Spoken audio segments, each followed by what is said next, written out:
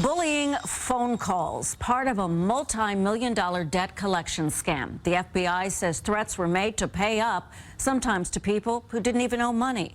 CBS 2's Alice Gaynor here with more on this phone scam. Alice? Dana, more than 6,000 people in all 50 states fell victim to the scam. Those charged, several employees at a legit debt collection company. They were able to steal $4.1 million.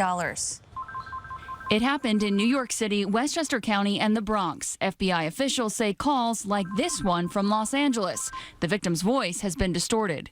I'm going to have them send you out an email. You either rectify it or you don't. That's the bottom line. If you don't, just know that Los Angeles County will have you issued with a warrant for your arrest.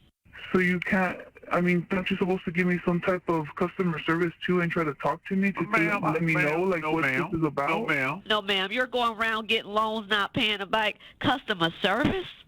Ma'am, you're on the way to jail. As you just heard, when victims sought more info, the caller would bully the victim by intensifying pressure and creating a false deadline. Sometimes they'd claim they were from a law firm and would say they'd have the victim's driver's licenses suspended if those victims didn't make payments. Callers had this bogus script to work off of. Just listen to the rest of the conversation. I'm not saying that I don't want to take care of it. You think I'm an 8 months pregnant woman wants to go to jail? Like, no, that's not what I want to do. Well, you need to handle your business. I'm not going back and forth. I wouldn't care if you were 9 months pregnant. I have a job to do here.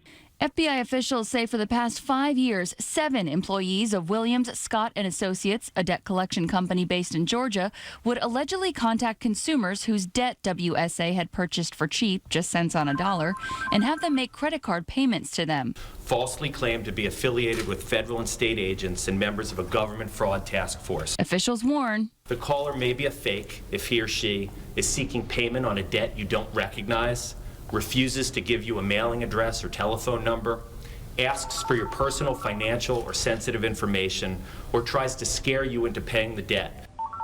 In this case, victims were asked to pay the fees to the WSA employees, interest on debt. They were sometimes asked to repay debts already paid, and sometimes they never owed a debt in the first place. The 7 are charged with conspiracy to commit wire fraud, which carries a maximum sentence of 20 years in prison.